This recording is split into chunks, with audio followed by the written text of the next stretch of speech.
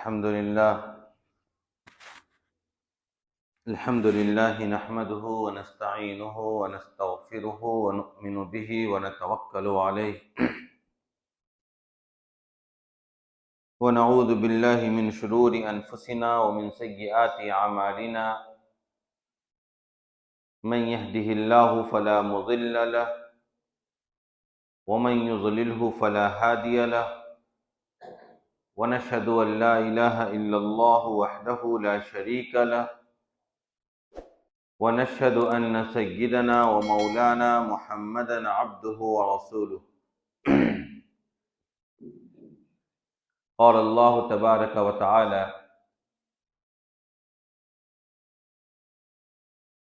أفمن وعدناه وعدا حسنا فهو لاقيه كمن متعناه متاع الحياة الدنيا ثم هو يوم القيامة من المحضرين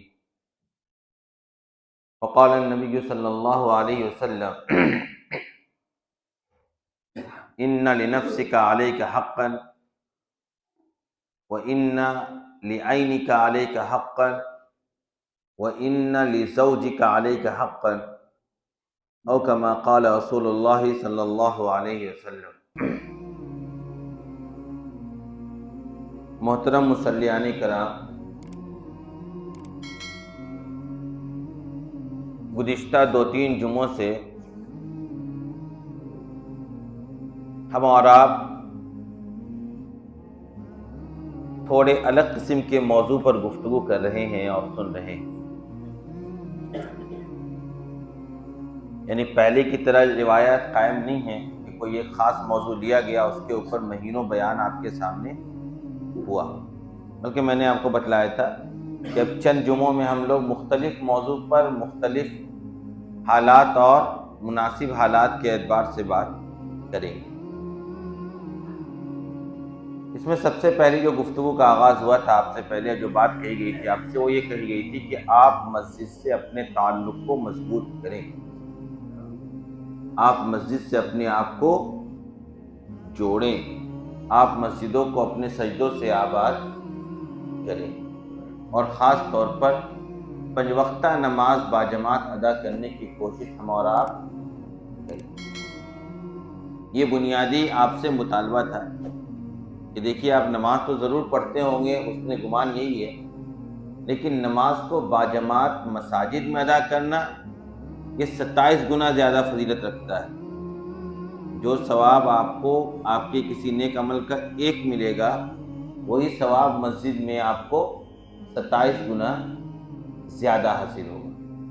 اس کے علاوہ بنیادی طور پر یہ بات یہ بتلائی گئی تھی کہ مسجد جو ہے بنائی گئی ہے اسی مقصد سے۔ اسلام میں سب سے بنیادی طور پر سب سے ابتدائی دور میں جو کام کیا جاتا ہے، جہاں بھی اسلام پہنچتا ہے، تو وہ ہے مسجدوں کی تعمیر۔ سب سے پہلا کام کیا کرو؟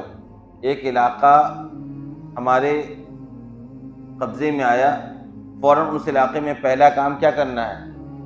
مسجد بناؤ، تاکہ مسلمانوں کی دینی رہنمائی اور اسلام کے نشر و اشاعت کا کام وہاں پر بیٹھ کر انجام دیا جائے، اور مسلمانوں کا اجتماعی ایک جائے گاہ ہو جائے جہاں مسلمان آئیں اور آپس میں ایک دوسرے سے ملیں، ایک دوسرے کے احوال دریافت کریں، اللہ سے اپنا رشتہ مضبوط کریں۔ آپ کو یہ تجربہ ہوگا، آپ ایک نئے محلے میں آ کر آباد ہوتے ہیں تو عام طور پر اہل محلہ سے آپ کا جو تعلق قائم ہوتا ہے وہ مسجد کے ذریعے ہی ہوتا ہے۔ آپ مسجد سے جڑتے تو پتہ چلتا ہے کہ اس مسجد کا فلاں پڑوسی فلاں ہے، فلاں پڑوس میں فلاں صاحب رہتے ہیں، فلاں صاحب پڑوس میں آ کر اپنا گھر بنائے۔ اس سے ایک دوسرے سے تعلقات اور ایک دوسرے کو جاننا پہچاننا کیا ہوتا ہے ہمیں اور آپ کے لیے آسان ہوتا ہے۔ سب سے بنیادی چیز کیا ہے کہ مسجد جو آپ کو دکھ رہی ہے ہر محلے کے اندر، وہ اس لیے نہیں بنائی گئی کہ بہت خوبصورت دکھے۔ مسجدوں کی تعمیر اس لیے نہیں کی گئی ہے کہ آپ صرف یہ کہہ دیں کہ میرا گھر فلاں مسجد کے قریب ہے، ایڈریس میں صرف مسجد مینشن کرنے کے لیے نہیں، یہ بتلانے کے لیے نہیں کہ میری مسجد میں یہ کام ہوتا ہے، بلکہ اصل چیز یہ کہ آپ کے محلے میں مسجد اس لیے بنائی گئی ہے تاکہ آپ مسجد میں حاضر ہو کے 5 وقتہ نماز باجماعت ادا کریں۔ ایک تو بنیادی طور پر آپ سے مطالبہ کیا گیا۔ دوسرا آپ سے مطالبہ کیا گیا کہ دیکھیے قرآن کریم سے اپنے رشتے کو مضبوط کیجیے۔ قرآن کریم کتاب ہدایت ہے، قرآن کریم تقوی والوں کے لیے رہنمائی کا کام کرتا ہے، قرآن کریم مسلمانوں کے لیے سکون کا ذریعہ ہے، قرآن کریم کے ذریعے بے چین دلوں کو قرار حاصل ہوتا ہے۔ قرآن کریم کو پڑھ کر ہی آپ یہ جان سکتے ہیں کہ ایک انسان کو اس دنیا کے اندر زندگی کیسے گزارنی ہے۔ ہمیں اور آپ کو دنیا اور آخرت میں کامیاب ہونے کے لیے جو رہنمائیاں حاصل کرنی ہیں، وہ رہنمائیاں ہمیں ملیں گی کہاں سے؟ قرآن کریم سے۔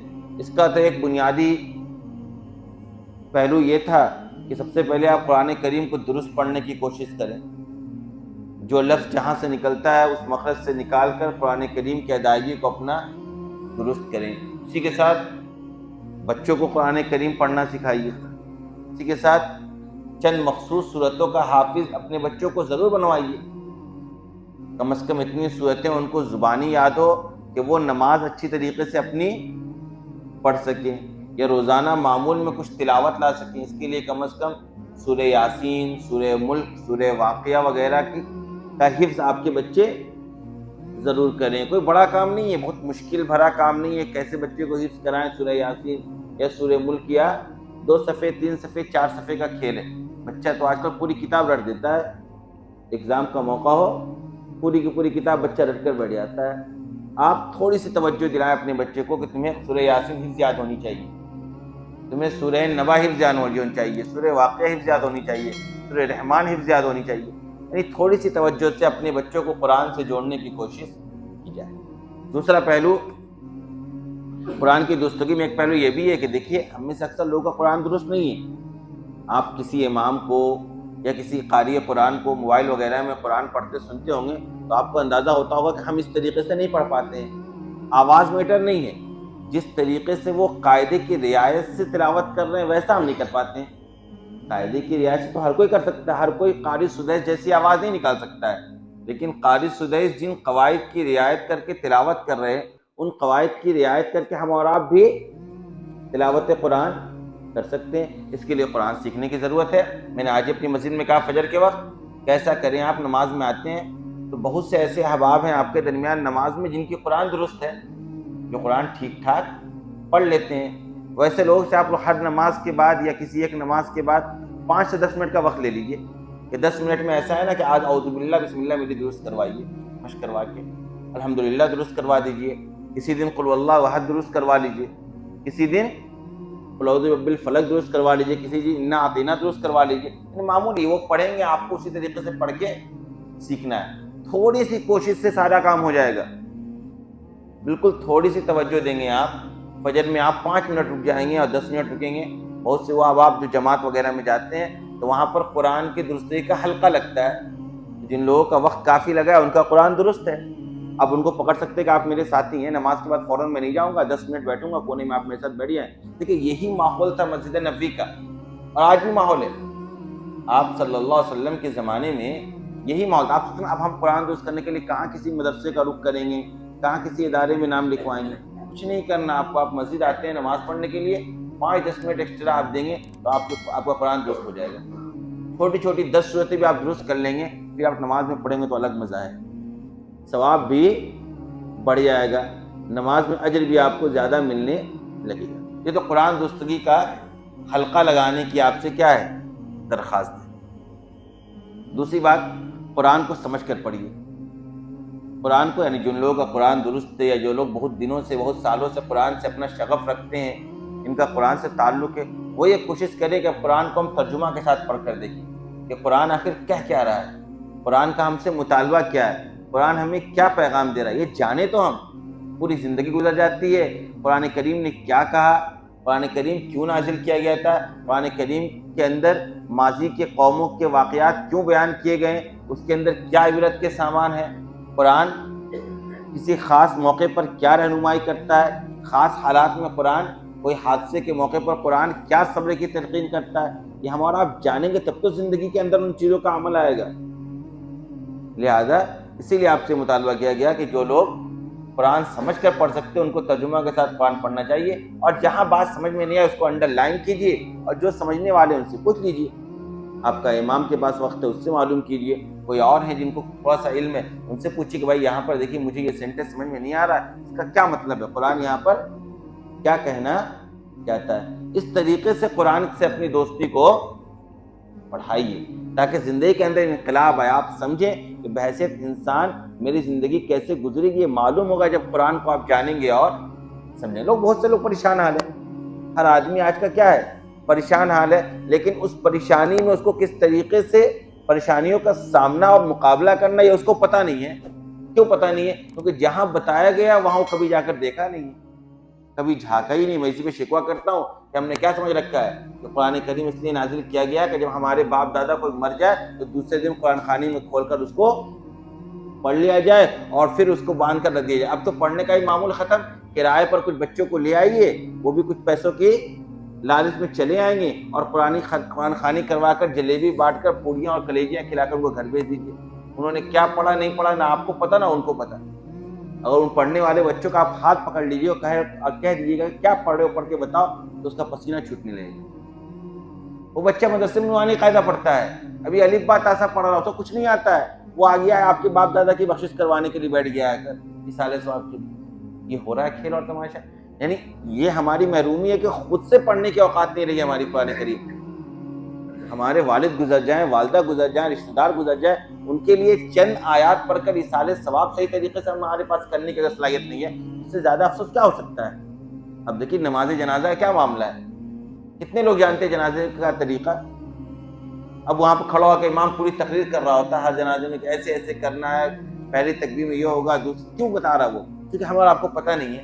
اب بتائیے ہمارے باپ کا جنازہ اٹھ رہا، ہمیں یہ نہیں پتا کہ جنازے کی نماز کیسے پڑھنی ہے، آپ کیا باپ کے لیے دعا کریں گے؟ جنازے کے بارے میں آتا ہے کہ دعا للمیت، جنازے کی نماز کیا ہے؟ میت کے لیے دعا ہے، استغفار ہے۔ اب اس میت کے لیے دعا اور استغفار کرنے کا طریقہ پتہ نہیں ہے ہم کو، اس سے زیادہ کوئی بات قابل افسوس ہو سکتی ہے؟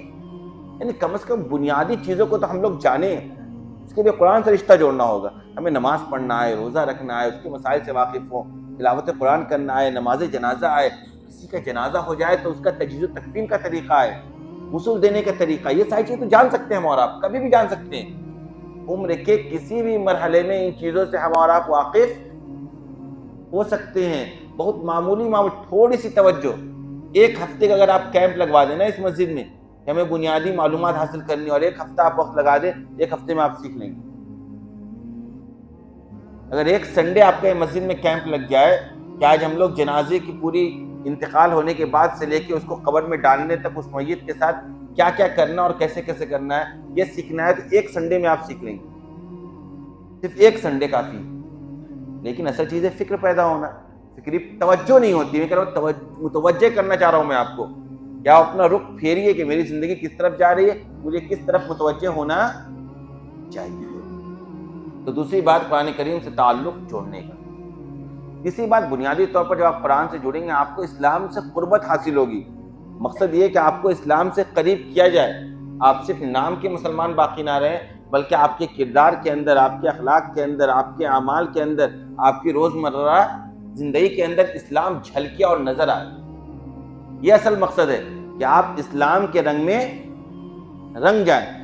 صبغۃ اللہ، پہلا پارہ آپ پڑھیں گے، آخری صفحے میں یہ ٹکڑا ہے، صبغۃ اللہ، اللہ کے رنگ میں رنگ جاؤ، اللہ کے رنگ میں رنگ جاؤ۔ اس کا مطلب یہی ہے کہ اللہ نے جیسا تمہیں بنایا اور جس طریقے سے چاہتا ہے کہ میرا بندہ زندگی گزارے، اس طریقے سے زندگی گزارنے والا بن جاؤ۔ لیکن یہ ساری چیزیں تب ہوگی جب ان چیزوں کا علم ہوگا۔ میں نے کہا نا، عمل کی پہلی سیڑھی علم ہے۔ آپ جو بہت ساری چیزوں میں غیر شرعی طور پر اپنی زندگی کو گزارتے ہیں، اس کی وجہ یہ کہ آپ کو یہ پتہ ہی نہیں ہے کہ شریعت نے نکاح کرنے کے سلسلے میں کیا رہنمائی دی ہے، شریعت نے والدین کے ساتھ حسن سلوک کرنے کے سلسلے میں کیا رہنمائیاں دے رکھی ہیں، شریعت نے پڑوس کے ساتھ زندگی گزارنے کے سلسلے میں کیا رہنمائیاں دے رکھی ہیں، شریعت نے آپس میں ایک دوسرے کے ساتھ معاملات کرنے کے سلسلے میں کیا رہنمائیاں دے رکھی ہے، یہ پتہ ہی نہیں ہے۔ اس وجہ سے ہم لوگ الٹم اپنی زندگی کو گزار رہے ہیں۔ جو جیسے چاہتا ہے، جس کے ساتھ چاہتا ہے منہ اٹھا کر بات کرتا ہے، اور جس کے ساتھ چاہتا ہے منہ اٹھا کر اس کو دو چار باتیں سنا کر آگے نکل جاتا ہے۔ اس کو پتہ ہی نہیں میرے پڑوسی کے چچے کا کیا حق ہے۔ میرے خود کے رشتہ دار کے چچا کا، پھوپھی کا، خالہ کا، ماموں کا، دادی کا، نانی کا، دادا کا، نانا کا اور ان کے دیگر احباب کا کیا حق ہے، یہ پتہ ہی نہیں آپ کے بچوں کو، یا آپ کو پتہ نہیں تو آپ کیسے ان کے ساتھ حقوق کی ادائیگی کریں گے؟ آج کے دور میں آپ کیسے اپنے رشتہ داروں کا حق ادا کریں گے؟ کیسے اپنے پڑوسیوں کا حق ادا کریں گے؟ کیسے آپ ایک دوسرے کے ساتھ، اپنے دوست کے ساتھ تعلقات کو بڑھائیں گے؟ اس کا پتہ ہی نہیں ہے۔ تھوڑی سی توجہ ہو جائے، آپ سوچیں بھائی میرے گاؤں میں چچا ہیں، بوڑھے ہیں، ٹھنڈ کا موسم ہے، ان کے لیے ایک بہترین گرم ٹوپی اور گرم سوٹر بھیج دیں، اس موقع پر آپ 500,000 روپے خرچ ہوں گے، لیکن آج کے کتنا بڑا آپ کو اجر ملے گا پتہ ہے؟ آپ کو کبھی توجہ ہوا کسی ٹھنڈ میں کہ گاؤں میں میرا کوئی ایک غریب رشتہ دار ہے، میں تو بہترین بستروں پہ سو رہا ہوں، اس کے لیے ایک چھوٹا سا ہدیہ کے طور پر ایک گدا بنوا کے بھیج دوں اس سال؟ میری ایک بوڑھی خالہ ہے، بیوہ خالہ پڑی ہوئی ہے، ٹھنڈ کا موسم ہے، اس کے لیے کچھ ڈرائی فروٹ اور کچھ کھجور وغیرہ کھانے کا بھیج دوں، مریض ہیں؟ یہ صرف توجہ کی ضرورت ہے۔ کیا ہے؟ روزانہ 500,000 2,000 روپے یوں ہی خرچ ہوتے ہیں ہمارے اور آپ کی جیب سے۔ تھوڑی سی توجہ کر لیں بھائی ہمارے پڑوس میں چچا ہے، ان کو آج چائے پر بلا لیں، موسم ٹھنڈا ہے، کچھ دیسی انڈا وغیرہ ان کو بھیج دیں۔ یعنی یہ حق ہے آپ کے پڑوسیوں کا، آپ کے مال میں حق ہے۔ اس طریقے سے وراثت کا حق ہے، پہلے پڑوسیوں کا بھی، عام رشتہ داروں کا بھی حق ہوتا تھا وراثت میں۔ اب بھی وہ آیت قرآن کریم موجود ہے، کتب علیکم اذا حضر احدکم الموت ان ترک خیرا للوصیۃ للوالدین والاقربین بالمعروف۔ پہلے یہ تھا وراثت کا قانون آنے سے پہلے کہ کوئی مال چھوڑے تو اس مال کو اس کو والدین کو دو اور رشتہ داروں میں بانٹو۔ کہاں بانٹو؟ رشتہ داروں میں تقسیم کرو۔ آج بھی وہ حکم استحباب کے درجے میں باقی ہے۔ آج کوئی اپنے رشتہ داروں کو جو اصل وارث ہیں ان کو حق دینا نہیں چاہتا ہے، چاہیے جائے کہ جو وارثین نہیں ان کو حق دے گا؟ بتائیے آپ۔ اور قرآن نے آج تک استحباب کے درجے میں رکھا۔ میرے استاد نے واقعہ سنایا کہ میرے والد کا جب انتقال ہوا تو بہت غربت کے زمانے میں انتقال ہوا، صرف ایک کھاٹ اور لاٹھی جسے چلتے تھے اور 2-4 جوڑا کپڑا چھوڑ کر مرے تھے۔ ہم لوگوں نے کیا یہ کہ 2 بھائی تھے اور بہنیں نہیں تھی شاید، ایک بھائی کو ہم نے ایک کھاٹ دے دیا، ایک بھائی کو کرتا پاجامہ دے دیا، اور وہ جو لاٹھی تھی نا وہ اپنے چچا کو دے دیا۔ وراثت میں ایک سوئی بھی کوئی چھوڑ کر مرے گا تو تقسیم ہوگا، لیکن اس آیت پر عمل کرتے ہم نے دے دی۔ یہ آپ کیسے جانیں گے کہ قرآن نے یہ ساری چیزیں بتلائی ہم کو؟ آپ جب جانیں گے تو عمل کا جذبہ پیدا ہوگا نا کہ بھائی والدین کے ساتھ بھی حسن سلوک کرنا چاہیے، رشتہ داروں کے ساتھ بھی کبھی حسن سلوک کرنا چاہیے، پڑوسیوں کے ساتھ بھی کبھی حسن سلوک کرنا چاہیے، دوستوں احباب کے ساتھ بھی حسن سلوک کا معاملہ کرنا چاہیے، اپنے چھوٹوں کے اوپر بھی کبھی رحم کرنا چاہیے، بڑوں کے بھی کبھی عزت اور توقیر کرنی چاہیے۔ یہ ساری چیزیں معاشرے سے ختم ہو گئی، کیوں؟ کیونکہ وہ علوم ہی نہیں ہے جن علوم نے ان چیزوں کو بتلایا تھا۔ آپ کے پاس قرآن و حدیث کا، اسلام کا علم ہی نہیں ہے، آپ نے تو وہ علوم حاصل کیا جس کے ذریعے سے ہمیں بس پیسہ کمانے کا مشین بن جانا چاہیے تھا، وہ بن گئے ہمارا، کامیاب ہے۔ آج دیکھیے ہر آدمی پیسے کما رہا ہے اور زیادہ سے زیادہ کما رہا ہے، دیکھ لیجیے آپ، اسی کی دوڑ دھوپ ہے۔ کیوں؟ کیونکہ وہ طریقہ سیکھا جس سے پیسہ کمایا جا سکتا تھا، تو پیسہ کمانے میں کامیاب ہے۔ لیکن پیسہ کمانے کے بعد اس پیسے کا استعمال کیسے کرنا ہے، اس پیسے میں کس کا حق ہے، یہ علم جہاں سے اس کو مل رہا تھا وہ اس نے حاصل ہی نہیں کیا۔ نتیجہ یہ ہے کہ ان پیسوں کو فضولیات میں خرچ کرتا ہے، واہیات میں خرچ کرتا ہے، گناہوں کے کاموں میں خرچ کرتا ہے، اس کا صحیح استعمال اور صحیح مصرف اس کو پتہ ہی نہیں ہے۔ اسلام اس کو صحیح مصرف بتایا تھا، دیکھو تمہارے پاس مال و دولت ہے تو اس میں ان لوگوں کا حق ہے، ان لوگوں کا حق ہے، ان کے حقوق کی ادائیگی کرو، ان کے حقوق کی ادائیگی کرو۔ دیکھیے میں نے آج ایک حدیث پڑھی، 2-3 جمعہ سے پڑھ رہا ہوں، اس پر بیان نہیں ہو پا رہا، بات کہیں سے کہیں چلی جا رہی ہے۔ ابھی حقوق پر بات ہے تو میں تھوڑی سی توجہ دلاتا ہوں اس حدیث کی روشنی میں۔ دیکھیے اصل اس کے پیچھے جو پس منظر آپ کو بتلانا تو وہی تھا۔ دیکھیے ہم میں سے بہت سے لوگ دین سے قریب اس لیے نہیں ہونا چاہتے ہیں کہ وہ ڈرتے ہیں کہ اگر ہم دین کے قریب ہو جائیں گے تو ہماری دنیا چھوٹ جائے گی، کیا ہوگا، ہماری ترقی رک جائے گی، ہم ایک کامیاب آج کی دنیا کے حساب سے اپنی زندگی گزار نہیں پائیں گے اگر ہم مذہبی ہو جائیں گے۔ یہ تصور ہے، یہ تصور ہی غلط ہے، یہ تصور ہی غلط ہے۔ اسلام کسی ترقی کے مخالف نہیں ہے، اسلام اچھے کھانے کے مخالف نہیں ہے۔ مذہبی ہونے کا مطلب یہ نہیں ہے کہ آپ ٹوٹے پھوٹے گھر میں رہیں، مذہبی ہونے کا یہ مطلب نہیں ہے کہ آپ پھٹے پرانے کپڑے پہنیں، مذہبی ہونے کا یہ مطلب نہیں ہے کہ آپ سوکھی اور موٹی روٹی کھائیں۔ یہ تصوری ذہن سے نکال دیجئے۔ آپ صلی اللہ علیہ وسلم کی حدیث ہے، ان اللہ یحب ان یرى اثر نعمته علی عبدہ، اللہ تبارک و تعالیٰ کو یہ بات بہت پسند ہے کہ وہ اپنے بندے پر اپنی نعمت کا اثر دیکھے۔ اللہ نے آپ کو اپنی نعمتوں سے نوازا تو وہ نعمت آپ کے جسم پر دکھنا چاہیے، آپ کے دسترخوان پر دکھنا چاہیے، آپ کے رہائشی مکان میں دکھنا چاہیے، آپ کے چلنے والی سواریوں میں دکھنا چاہیے۔ اس کا نام اسلام ہے۔ یہ آپ کو کس نے پٹی پڑھا دی کہ اسلام کے قریب ہوں گے تو پڑھ نہیں پائیں گے، اسلام کے قریب ہوں گے تو بہترین مکان نہیں بنا پائیں گے، اسلام کے قریب ہوں گے تو بہترین ہوٹل میں زندگی نہیں گزار پائیں گے، لگژری لائف نہیں گزار پائیں گے؟ یہ تصور ہی غلط ہے آپ کا۔ اسلام اس چیزوں کو، اسلام کہتا ہے دیکھو تم لگژری سے لگژری لائف گزارو، دو تین چیزوں کا خیال رکھنا ہے۔ نمبر ایک، وہ لگژری لائف حرام پیسوں کا نہیں ہے۔ نمبر دو، تمہارے اوپر جو زکوٰۃ واجب ہے مال و دولت پر، وہ صحیح طریقے سے نکالو۔ نمبر تین، یہ لگژری لائف گزار کر کسی ان لوگوں کو حقیر نہ جانو جن کے پاس یہ دولت میسر نہیں ہے۔ کسی کو نیچا دکھلانے کے لیے تمہیں اعلیٰ درجے کی گاڑی پہ گھومنے کی اجازت نہیں ہے۔ آپ اعلیٰ سے اعلیٰ گاڑی پر گھوم سکتے ہیں، آپ کی حلال کمائی کی ہونی چاہیے۔ آپ اپنے پیسے کی زکوٰۃ نکال چکے ہوں، کسی کے دل دکھانے کے لیے آپ بہترین گاڑی پر نہ گھوم رہے ہوں، جو لوگ سڑکوں پر چل رہے ہیں ان کو آپ چھوٹا اور ذلیل نہ سمجھ رہے ہو۔ بس یہ ساری چیزیں یہ اسلام سکھاتا ہے آپ کو، باقی آپ جو چاہے وہ کریں۔ اسلام میں آرائش کی اجازت ہے، آسائش کی اجازت ہے، زینت کی اجازت ہے۔ آپ بہترین سے بہترین 1000 5000 10,000 روپے میٹر کپڑا پہن سکتے ہیں، ٹھنڈ میں الگ، گرمی میں الگ، جب چاہے جس طرح کا سوٹ استعمال کر سکتے ہیں، جتنی مہنگی عطر چاہتے استعمال کر سکتے ہیں، جتنی مہنگی جوتا چاہتے استعمال کر سکتے ہیں، مہنگا سے مہنگا موبائل آپ استعمال کر سکتے ہیں۔ کوئی اسلامی ممانعت نہیں ہے، لیکن طریقہ یہ ہونا چاہیے۔ اور آپ دنیا میں بہتر زندگی گزارنے کے لیے حرام کاری کی طرف چل جائیں، حرام مال کمانے لگیں، سودی کاروبار میں لگ جائیں، ناجائز تجارت میں آپ لگ جائیں، اس کی اجازت اسلام نہیں دیتا۔ اس سے بہتر یہ کہ آپ بھوکے رہیں اور فاقہ کشی کی زندگی گزاریں۔ بات سمجھ میں آ رہی؟ یہ اسلام کا مزاج ہے۔ اصل چیز ہے اسلام کو جاننا اور سمجھنا، اور میں آپ کے سامنے 3-4 ہفتے سے اسی لیے بک رہا ہوں کہ آپ اسلام کو جانیے، سمجھیے۔ اپنے آپ کو مسلمان کہتے ہیں، مذہب اسلام کو فالو کرتے، تو جانیے مذہب اسلام کیا ہے، مذہب اسلام کیا ہے، اس کو جاننے کی ضرورت ہے۔ اس کے لیے پڑھنا ہوگا، قرآن پڑھنا ہوگا، احادیث پڑھنی ہوگی، آپ صلی اللہ علیہ وسلم کی سیرت پڑھنی ہوگی، صحابہ کرام کی زندگی کو پڑھنا ہوگا، بزرگوں کے حالات کو دیکھنے ہوں گے۔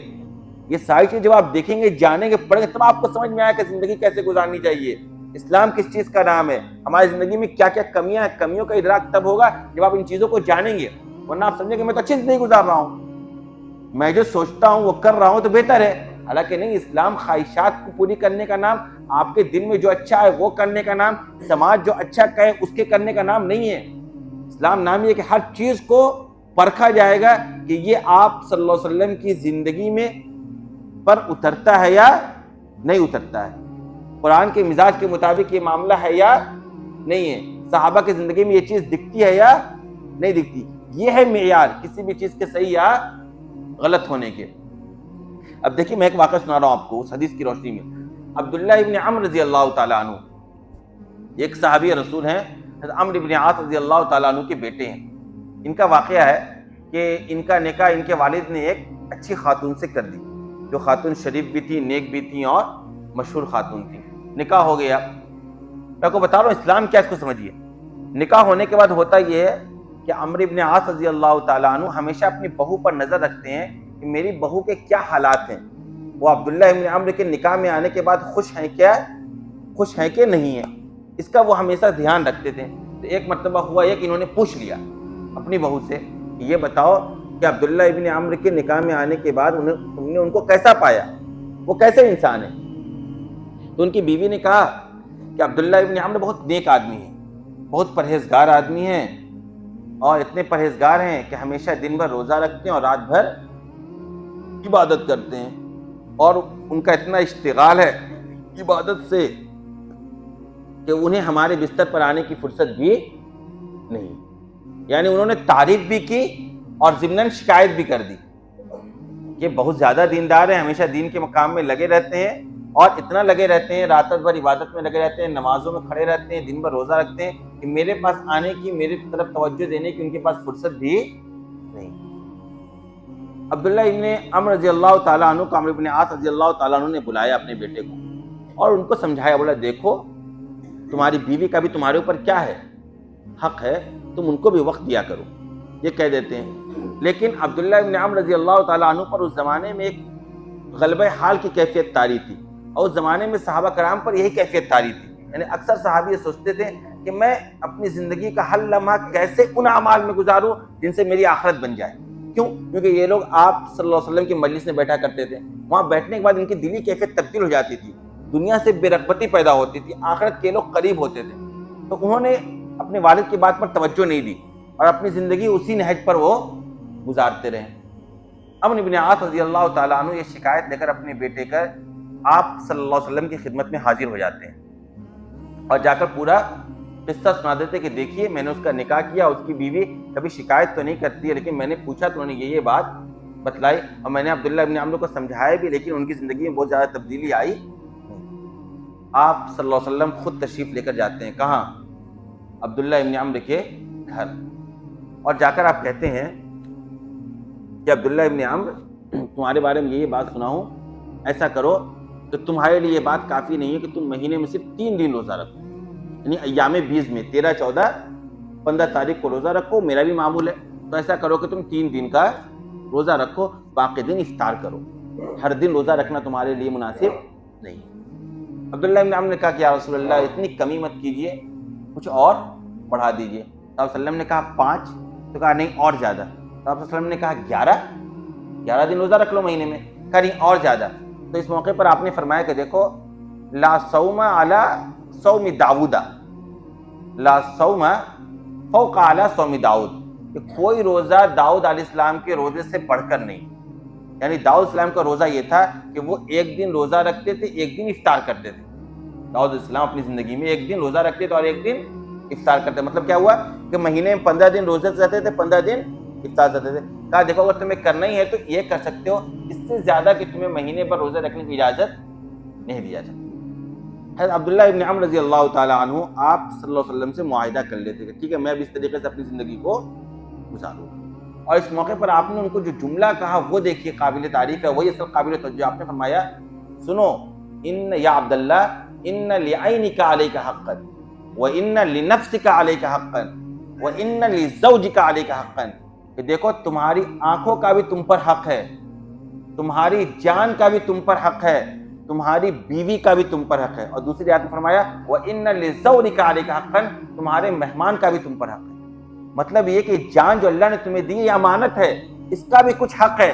یہ جان اس لیے نہیں دی ہے کہ اس کو بالکل گھلا دو عبادت کے اندر، تھکا دو، نہیں، اس کو جب آرام چاہیے تو آرام دو، جب اس کو غذا چاہیے تو غذا دو، جب اس کی صحت کا خیال رکھنے کی ضرورت ہو تو صحت کا خیال رکھو۔ اسی طریقے سے آنکھ ہے، ہمیشہ دیکھتے رہو گے، استعمال کرتے ہو تو دکھے گی، حالت یہ ہو کہ ایک دن روشنی ختم ہو جائے گی، آنکھ کو بھی نیند کے ذریعے سکون دو۔ بیوی کا بھی حق ہے، جس کو تم نکاح میں لے کے آئے ہو، اس کا مطلب یہ نہیں کہ دن بھر تم مصلی پر کھڑے رہو یا دن بھر تم عبادت ہی کرتے رہو، دن بھر اللہ کے راستے میں نکلے رہو، نہیں، بلکہ اللہ کی عبادت بھی کرو اور اپنی بیوی کا بھی حقوق کی ادائیگی کرو، عبادت بھی کرو، اپنے جسم کے حقوق کی بھی ادائیگی کرو، عبادت بھی کرو، تمہارے گھر مہمان آ جائے تو اس کے بھی حقوق ہے، اس کا بھی اعزاز و اکرام کرو۔ یہ بتلائے دیکھو یہ ہے اسلام، دین بھی دنیا بھی۔ ایک رات سو، ایک رات عبادت کر لو، سونا بھی ضروری ہے، عبادت بھی ضروری ہے۔ ایک دن روزہ رکھ لو، ایک دن کھاؤ پیو بھی، اگر ایک رات جگ گئے ہو تو دوسری رات سو بھی۔ یہ نہیں کہ بالکل اس کیفیت میں ہو کہ بس دن رات کیا کر رہے ہو تم، دین میں ہی لگے ہو، نہیں، دین اور دنیا دونوں لے کر چلنا، اسی کا نام اسلام ہے۔ کہا دیکھو تمہارے پاس جو جسم ہے نا، اب دیکھیں کابل نے لکھا ہے کہ اس سے تو انسان کی زندگی کا ہر عمل قابل ثواب بن سکتا ہے۔ کیسے؟ ہم آپ کھا رہے ہیں، ہم کھانے وقت یہ نیت کر لیں کہ اللہ نے مجھے جسم دیا ہے تو اس کے لیے غذا ایک حق رکھا ہے، اس کو غذا پہنچاؤ، میں اسی نیت سے آپ صلی اللہ علیہ وسلم کی ارشاد کو سامنے رکھتے ہوئے کھا رہا ہوں، عبادت بن گئی۔ آپ سو رہے یہ سوچ لیں کہ اللہ نے مجھے جان دی ہے نا، تو جان کا یہ حق رکھا ہے کہ اس کو آرام دو، اس لیے میں سو رہا ہوں۔ سونے میں بھی کیا نیت کر لیا آپ نے کہ آپ صلی اللہ علیہ وسلم کی ارشاد کی میں تعمیل کر رہا ہوں، یہ بھی عبادت بن گیا۔ آپ کمانے جا رہے ہیں باہر تجارت میں، آپ یہ نیت کر لیں کہ میں محنت کرنے جا رہا ہوں، جاب میں جا رہا ہوں، ڈیوٹی میں جا رہا ہوں، کام کرنے اس مقصد جا رہا ہوں کیونکہ اللہ نے میری بیوی میرے حوالے کیا ہے، اس کا نفقہ سکنا میرے ذمہ لازم ہے، میرے نابالغ اولاد ہیں ان کا خرچہ میرے ذمہ لازم ہے، میں اس کے لیے مال حاصل کرنے جا رہا ہوں بازار کے اندر، یہ بھی عبادت ہے۔ زندگی کا ہر عمل عبادت بنا سکتے ہیں اس نے نیت کے ذریعے، اور یہی اسلام سکھانا چاہتا ہے۔ یہ مت سوچیے آپ کہ اسلام کے قریب آنے سے میری دنیا چھوٹ جائے گی، دیندار بننے سے میری دنیا برباد ہو جائے گی، مسجد سے جڑ جاؤں گا تو پھر ترقی نہیں کر پاؤں گا، داڑھی رکھ لوں گا تو پھر معاشرے میں اور کوئی کام نہیں کر پاؤں گا، نہیں، ہاں یہ ضرور ہوگا جب آپ اسلام کے قریب آئیں گے تو پھر گناہوں کے کرنے سے دل ڈرے گا، تو اصل چور یہ ہے. ہم اس وجہ سے اسلام کے قریب نہیں ہونا چاہتے ہیں, مسجد کے قریب نہیں ہونا چاہتے ہیں, حاجی اور نمازی نہیں ہونا چاہتے ہیں, اس کے اخلاق نہیں پیدا کرنا چاہتے ہیں, کیونکہ ہمارے لیے گناہوں کا دروازہ بند ہونے لگے گا. پھر گناہ کرنے میں آر آئے گی, شرم آئے گی. پھر گناہ کروں گا تو لوگ تانا دیں گے کہ مولوی صاحب ہو کے, نمازی ہو کے, حاجی ہو کے, دیندار ہو کر اس طرح کی حرکت کر رہا ہے. یہ تانے کا ڈر ہے, یہ چور ہے. ہم گناہوں کو چھوڑنا نہیں چاہتے, دراصل گناہوں سے کو نہیں چھوڑنا چاہتے, اس لیے دین کے قریب نہیں ہو رہے. بات سمجھ میں آ رہی ہے؟ میں جو سمجھانا چاہ رہا ہوں سمجھ میں آ رہی ہے آپ لوگوں کو؟